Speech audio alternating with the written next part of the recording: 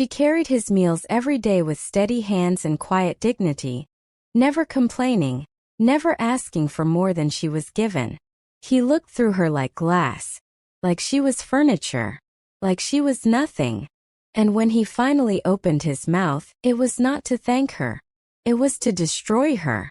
He chased her out of his home, out of his world, out of his life with words cold enough to scar. She left without shedding a single tear in front of him. 3 weeks later she was gone forever. And Han Sung-joon, the man every criminal in Seoul feared, learned for the first time in his life what it meant to be truly irreversibly broken. If you are already feeling this story, you are exactly where you need to be. Subscribe to this channel right now, and hit the notification bell. This is the kind of story that will stay with you long after it ends. The Han residence sat behind iron gates and stone walls on the quietest street in Hanamdong. It was not a home. It was a statement. 3 floors of deliberate architecture, staff that moved like shadows, and a man at the center of it all who had not laughed genuinely in longer than anyone on his payroll could remember. Han Sung-joon ran his empire from that house. He ate his meals there. He held meetings there. He slept there, briefly, between the hours of 2 and 5 in the morning, and then he was at his desk again before the city had fully woken up. The staff knew the rules without being told twice. Silence, efficiency, invisibility. Those were the 3 commandments of the Han residence, and nobody who valued their position broke any of them. Noel Carter had been hired on a Tuesday in late October. She was 26 with deep brown skin that caught light like it was made to. Natural hair she pinned back neatly for work and let loose and free on her days off. And a quiet kind of beauty that did not announce itself but stayed with you long after she had left the room. She had a smile she gave carefully, not because she was unfriendly, but because she had learned early that warmth in certain environments got mistaken for weakness, and she was not weak. She was precise. She was professional. She was extraordinarily good at her job, and she knew it without needing anyone to confirm it for her. Her role in the Han residence was specific. She was the private dining attendant, responsible for preparing and serving every meal eaten in the main residence. Breakfast at 7. Lunch at 1 if he was home, which was not always. Dinner at 8 always without exception, regardless of what the rest of the world was doing around them. The position had been vacant for 2 months before she arrived because the previous 2 people had not lasted. She did not know this when she accepted the role. She would not have cared if she had. She learned his preferences in the first week without being told once. No garlic in the soup. Tea before the meal, never after. The fish always deboned completely, not mostly, not almost completely. The dining table set in the same configuration every single evening. Water on the left, wine on the right. Nothing decorative placed between them because he found it distracting, and distractions in his world were not tolerated lightly. She did not learn these things by asking questions. She observed. She adjusted. She delivered, and she moved on. The head housekeeper, Mrs. O, watched her settle into the rhythm of the house with something approaching quiet approval. On Friday of the first week she stopped Noel in the corridor outside the kitchen and said simply, without ceremony, that the meals had not been sent back once since her arrival. Noel thanked her and carried the empty tray back to the kitchen, and allowed herself exactly 1 private moment of satisfaction before getting back to work. She did not yet know that Han Sung-joon had noticed her. Not warmly. Not with any softness attached to it, but with the specific, calculating attention of a man who noticed everything that moved through his space and trusted very little of it. The first time he spoke to her directly was 3 weeks into her employment. She was setting his dinner, a braised short rib with steamed vegetables and a broth that had taken her the better part of an afternoon to perfect, when he walked in 12 minutes ahead of schedule. She straightened immediately and stepped back to give him the table. He sat without acknowledging her presence and opened a folder of documents like she was part of the furniture. She finished setting around him in silence, every movement deliberate and unobtrusive. She was about to step back when he spoke without looking up. He said the soup from the previous evening had been better than tonight's. She considered this without taking it personally. She told him she had used a different stock base and would return to the previous method. He turned a page in his folder and said nothing further. She took that as a dismissal and returned to the kitchen with the empty tray, and the quiet knowledge that she had just received the closest thing to feedback this man was apparently capable of producing. She told herself it was purely professional. She told herself that every evening for the next 6 weeks. She almost believed it. A month passed. Then another. Noel settled into the rhythm of the Han residence, the way water finds its level, steadily and without drama. She learned the sounds of the house at different hours. The particular silence of 3 in the morning. The way the heating clicked on at 6. The pattern of footsteps on the 3rd floor when Sung-Joon was restless, which was often, more often than anyone who saw his composed public face would have guessed. She learned his moods by the smallest signals. A tight grip on his fork meant a difficult day. Eating slowly meant he was working through something complicated in his mind. Clearing his plate completely without pausing meant something had gone right. She knew these things the way you know the weather patterns of a place you have lived in long enough, not because you studied them deliberately, but because you were simply present every single day and paying attention. What she did not fully account for was him paying attention back. He watched her the way he watched everything in his world, without appearing to, without giving anything away. He noticed the way she moved through his dining room with the quiet authority of someone who had genuinely made peace with her space. He noticed the way she never hovered unnecessarily, but was always precisely present when something was needed, as if she could anticipate the moment before it arrived. He noticed sometimes the way she looked at the window while he ate, not daydreaming, not distracted, just existing in a small pocket of stillness that felt, in his relentlessly calculated and controlled world, like something he had not encountered in a very long time. He did not examine this. He filed it away and moved forward. He had always been good at that. The first crack appeared on a Wednesday evening in December. He had returned from a meeting that had collapsed in ways he could not discuss with anyone in the house, and he sat at the dinner table and looked at the food in front of him without touching any of it. Noel set the tea down at his left and moved to leave. His voice caught her at the door. He asked, without looking at her, whether she found the work difficult. She turned back. She told him no. He asked if she found it isolating. She was quiet for a moment, considering the word properly. Then she told him she found it quiet, and that quiet was not the same thing as isolating. He looked at her then. Directly, fully, with no agenda attached to it, and the weight of his complete attention was something she felt physically, like pressure behind the ribs. He repeated what she had said slowly, as if he was testing whether it was true for him too, and then he said he supposed she was right. She left. He sat alone with his tea and the thing he still was not examining, and outside the December wind moved through the stone walls of the Han residence looking for a way in. January arrived cold and carrying trouble with it. Sung-Joon had a visitor, a man named Park Hyun-soo, second in command of a rival organization, arriving for a dinner that was a negotiation dressed in the clothing of hospitality. Noel was briefed by Mrs. O on the formality required, and she executed the evening without a single error. But Park Hyun-soo was the kind of man who treated people in service roles as objects in the background of his own importance, and he had been drinking since before his car pulled through the gate. When Noel leaned across to refill his glass, he said something low and ugly in Korean, calculated to be heard only by the man sitting across from him. She understood it.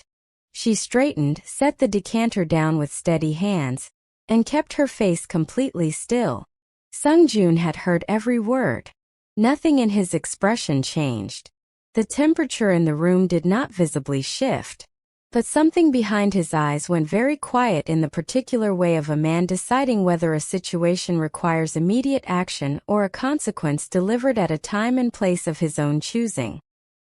He looked at Park Hyun-soo and said pleasantly that he had been reconsidering the negotiation terms agreed upon that morning, and felt the numbers needed revisiting.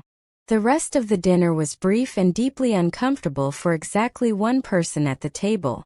When Noel cleared the dessert plates an hour later and the visitor was gone, Sung-joon was alone at the table. He did not look at her directly, but as she reached the door with the last of the dishes, he said quietly that she had handled the evening with dignity. She stopped. She thanked him. He said it should not have happened in his house. She agreed quietly that it should not have. Then she went back to the kitchen and stood at the sink for a moment with the water running, steadying something inside herself that the evening had shaken loose without her permission. She was not supposed to feel anything about his small defense of her. She felt it anyway. February arrived and with it the thing that broke everything. Sung-joon was under pressure from 3 directions at once. A government body was probing the edges of his legitimate businesses with the careful patience of people who had been building a case for a long time. A rival organization was making moves in territory that required a visible and decisive response. And a faction of his late father's former associates had begun circling with the specific unhurried energy of people who had been waiting years for the right moment of weakness to present itself. He needed his world contained. He needed no loose edges, no vulnerabilities, nothing that could be used as leverage or access. It was his head of security, Cho, who placed the photograph on his desk at 6 in the morning. It had been taken outside the residence. Noel, leaving after her evening shift, being photographed from across the street by someone in a parked vehicle. Cho told him they did not yet know whether she was the subject of the surveillance or the access point being tracked. Sung-joon looked at the photograph for a long time without speaking. He ran the calculation the way he ran every calculation, quickly, cleanly, without sentiment attached to it. If she was innocent, her proximity to him made her dangerous to herself. If she had been compromised, she was dangerous to him. Either way, she needed to be removed from his world immediately, and in a manner clean enough that she would not attempt to return. The method needed to be final. He could not leave that door open, not even slightly, not with everything that was circling him right now. He told himself this was protection. He told himself it was necessary. He constructed the reasoning carefully over the 40 minutes between seeing the photograph and instructing Mrs. O to send Noel to his study, and by the time she arrived he had built something that felt, if he did not examine it too closely, like logic. She came in at 7:15, still in her work clothes, hair pinned back, carrying the composure she always carried into every room. She looked at his face and something in her went still. The way animals go still when the air changes before a storm. He told her to sit. She sat. What followed was the most precise and deliberate cruelty he had ever committed, and he had committed several. He did not shout. Shouting could be recovered from.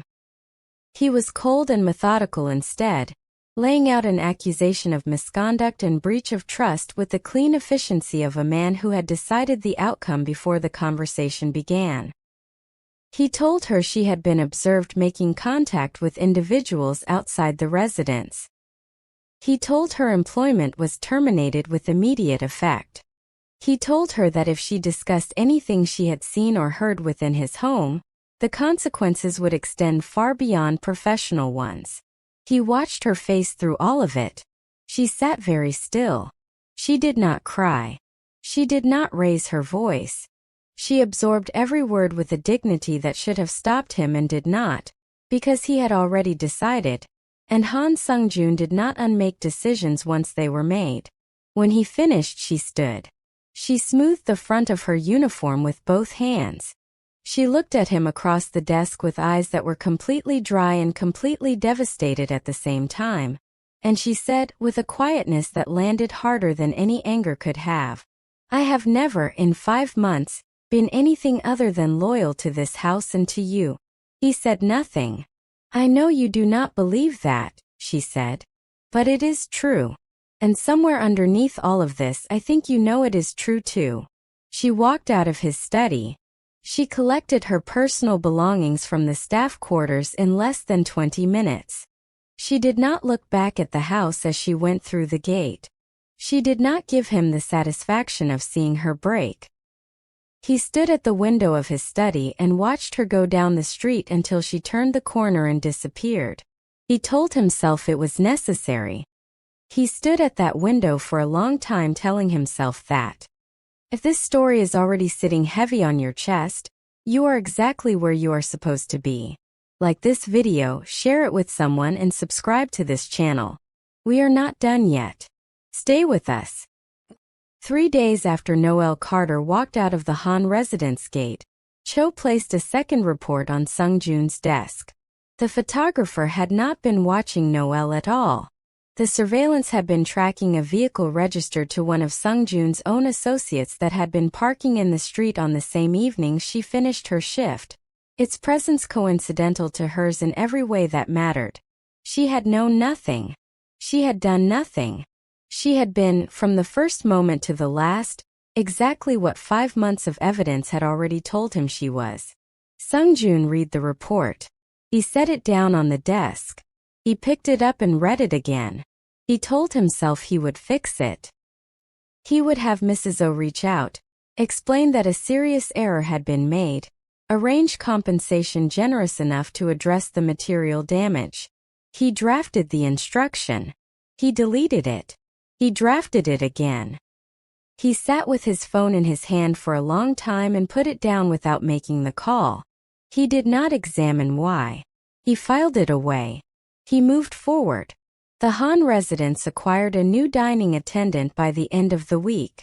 A young man, efficient and quiet, who learned the preferences quickly enough and never sent a meal back. The table was set correctly every evening. The tea arrived before the food. Everything was as it had been. Sung-jun sat at the head of the table every night and told himself the silence was the same as it had always been. It was not. But he was practiced at not examining things, and he applied that practice with everything he had. 2 weeks passed. Then 3. Then Cho came to his office on a Thursday morning in late February, and stood at the door with the particular stillness of someone carrying something they would rather not be carrying. And Sung-jun looked up from his desk and knew before a single word was spoken that something had changed permanently. Noel Carter had been in a road accident 3 weeks after leaving the residence. A rainy night. A junction near Mapo where the traffic signals had been malfunctioning for weeks. A fact that locals had reported to the city repeatedly, and which had not yet been addressed.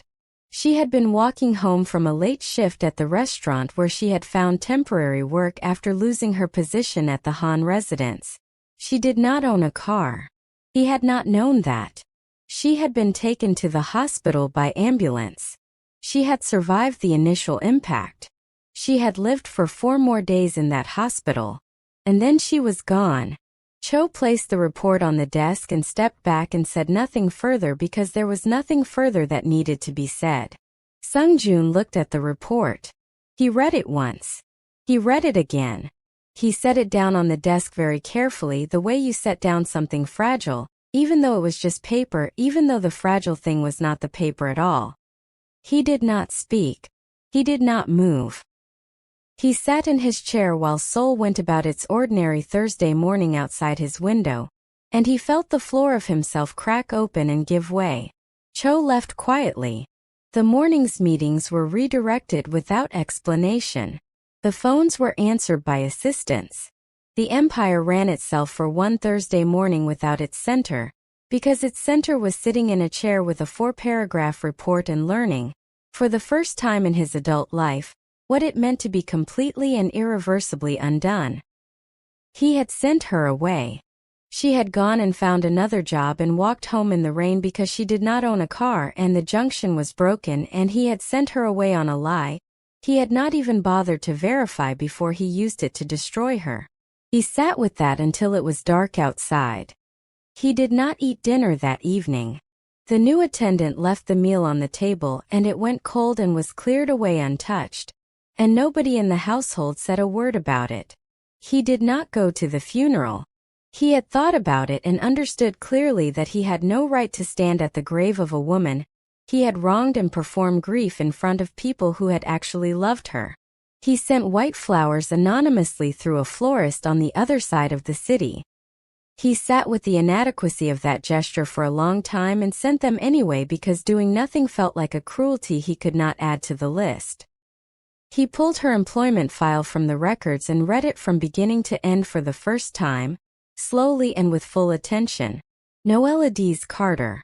Born in Lagos. Raised partly in London. Relocated to Seoul 2 years before her death. A degree in hospitality management from a university in London. 2 previous positions, both of which had given her references that used words like exceptional and irreplaceable. Next of kin listed as her mother, Adise Carter, Lagos, Nigeria. A mother who would have received a phone call. He looked at her staff photograph for a long time. It had been taken on her first day, slightly off guard, caught mid-smile by whoever had operated the camera. It was not the careful professional expression she wore at work. It was something unguarded and genuine. The face of someone who was genuinely happy to be starting something new. He had taken that. He had looked at a woman with that face and that record and those 5 months of quiet loyalty, and he had chosen suspicion over evidence and sent her out into a rainy city to walk home alone because she did not own a car, and the junction was broken, and he had not verified a single thing before he destroyed her. He closed the file. He did not sleep that night. He called Mrs. O into his study the following morning and asked her to sit down, which he had never done with household staff in the entire time he had run the residence, and she looked at him with the careful eyes of a woman who had watched a powerful man do something terrible, and was waiting to see whether he understood the weight of it yet. He asked her to tell him about Noel. Everything she knew. Mrs. O was quiet for a moment. Then she began, carefully at first, and then with the unstoppable warmth of someone who had genuinely liked a person and had no proper outlet for the grief of losing her. She talked for a long time. Noel had learned Korean faster than any foreign staff member Mrs. O had worked with in over 20 years of managing households. She had helped the young kitchen assistant, Hyun-woo, with his university application essay on her days off because he had mentioned offhandedly that he was struggling with the personal statement section and did not know how to write about himself without feeling like he was exaggerating. She had kept a small succulent plant on the windowsill of her room in the staff quarters, easy to care for, she had said, because she traveled light and did not want anything she could not manage. She had sent money home to her mother in Lagos every single month, the transfer always going out on the first of the month before she paid for anything for herself. She had never complained. Not once about anything. Not the hours, not the isolation, not the particular quality of coldness that lived in every room of the Han residence and came most directly from the man at the top of it. Sung-joon asked, after a silence, whether she had ever said anything about him. Mrs. O looked at him carefully. Then she said yes once. She said Noel had told her quietly, not with bitterness, that he seemed like a man who had forgotten that being human was something he was allowed to be. The study held the words. He thanked Mrs. O and let her go and sat alone with a man who had forgotten that being human was allowed, and felt it find the exact place in him where it was most true. He went to the staff quarters that afternoon. Her room had been cleared and reassigned. But Mrs. O, with the quiet instinct of someone who managed households long enough to know when certain things needed to be preserved, had kept a small box of items left behind in the speed of Noel's departure. He sat on the edge of the bare mattress and went through it alone. A Korean language dictionary, worn at the spine from genuine use, with her handwriting filling the margins. Notes, corrections, small drawings she had made beside words to help herself remember them. A photograph of herself and a woman who shared her eyes exactly. Arms around each other somewhere warm and green and full of light. Her mother. A notebook half filled in handwriting that was precise and a little architectural. The handwriting of someone who thought carefully before committing anything to the page.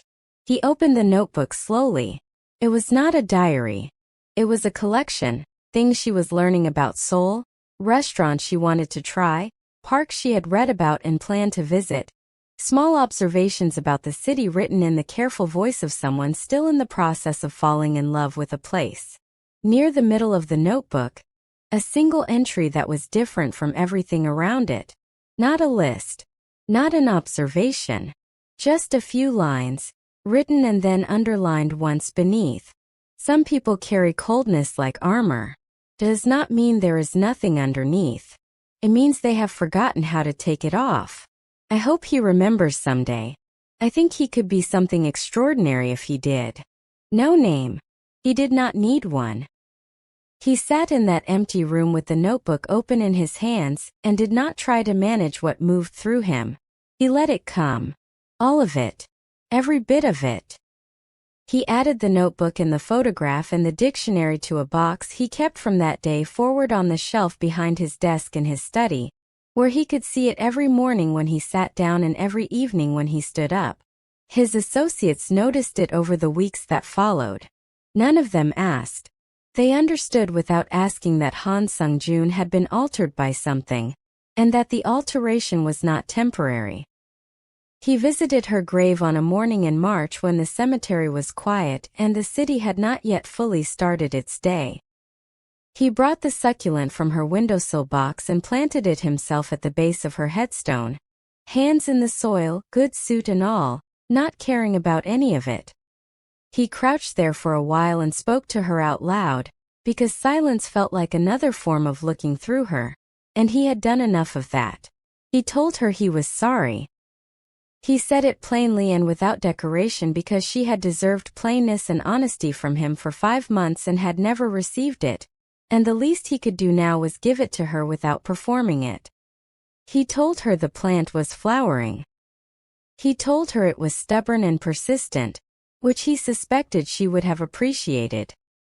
He told her he was going to spend the rest of his life becoming someone worthy of what she had seen in him, even though she was not here to see whether he succeeded, and that the fact that she was not here to see it was entirely his fault, and he was going to carry that without putting it down because putting it down would be the last cruelty in a long line of them, and he was done with that now. He stood. He looked at her name on the stone. Noel Carter.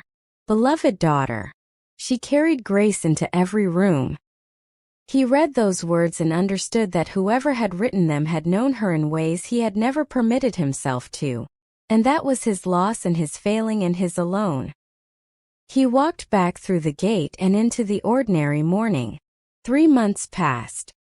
He established a scholarship foundation in her name, resisting every suggestion from his legal team to use something more institutional and distant. Her name would be on it. She would be credited and known. The first scholarship went to a young woman from Lagos studying hospitality in Seoul who wrote to the foundation describing Noel as her inspiration, someone she had heard of through the hospitality community back home, someone people spoke about with genuine admiration. He read that letter 4 times. He added it to the box on the shelf. He had employed her. She had served his meals every day. And he had never known she was admired. He had never known she was known. He had never thought to ask, because he had looked at her every day and seen a function of his household rather than a person who existed completely and fully outside of his walls. He was sitting at his desk on a Tuesday evening in June, the city going amber outside his window, when Mrs. O appeared at the door of his study with an envelope in her hand and an expression he could not immediately read. She told him it had come through the hospital. A nurse who had cared for Noel in her final 4 days had kept it, not knowing where to send it or to whom it belonged. It had passed through 2 people before reaching someone who knew someone connected to the Han residence, and it had taken 4 months to arrive at his door. The envelope was addressed in Noel's handwriting. It said only, "For the man I worked for." Mrs. O placed it on his desk and left without a word and closed the study door behind her. He looked at the envelope for a long time without touching it.